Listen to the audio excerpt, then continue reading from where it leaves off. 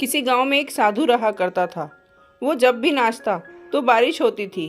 अतः गांव के लोगों को जब भी बारिश की ज़रूरत होती थी तो वो लोग साधु के पास जाते और उनसे अनुरोध करते कि वे नाचें। और जब वो नाचने लगता तो बारिश ज़रूर होती। कुछ दिनों बाद 4 लड़के शहर से गांव में घूमने आए। जब उन्हें ये बात मालूम हुई कि किसी साधु के नाचने से बारिश होती है तो उन्हें यकीन नहीं हुआ।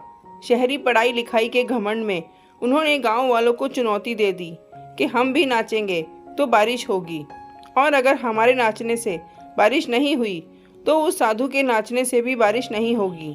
फिर क्या था, अगले दिन सुबह सुबह ही गांव वाले उन लड़कों को लेकर साधु की कुटिया पर पहुंचे। साधु को सारी बात बताई गई। फिर लड़कों ने नाचना शुरू किया। आधा घंटा बीता और पहला लड़का थक कर बैठ गया, पर बादल नहीं दिखे। कुछ देर में दूसरे ने भी यही किया और 1 घंटा बीतते बीतते बाकी दोनों लड़के भी थक कर बैठ गए, पर बारिश नहीं हुई। अब साधु की बारी थी।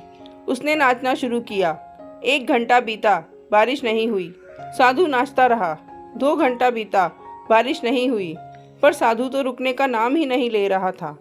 धीरे धीरे शाम ढलने लगी कि तभी बादलों की गड़गड़ाहट सुनाई दी और जोरों की बारिश होने लगी।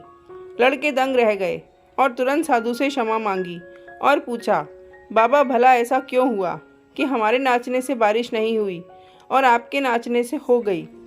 साधु ने उत्तर दिया, जब मैं नाचता हूँ तो 2 बातों का ध्यान रखता हूँ। पहली बात, मैं ये सोचता हूँ कि अगर मैं नाचूंगा तो बारिश को होना ही पड़ेगा, और दूसरी ये कि मैं तब तक नाचूंगा जब तक कि बारिश ना हो जाए। सफलता पाने वालों में भी यही गुण विद्यमान होता है।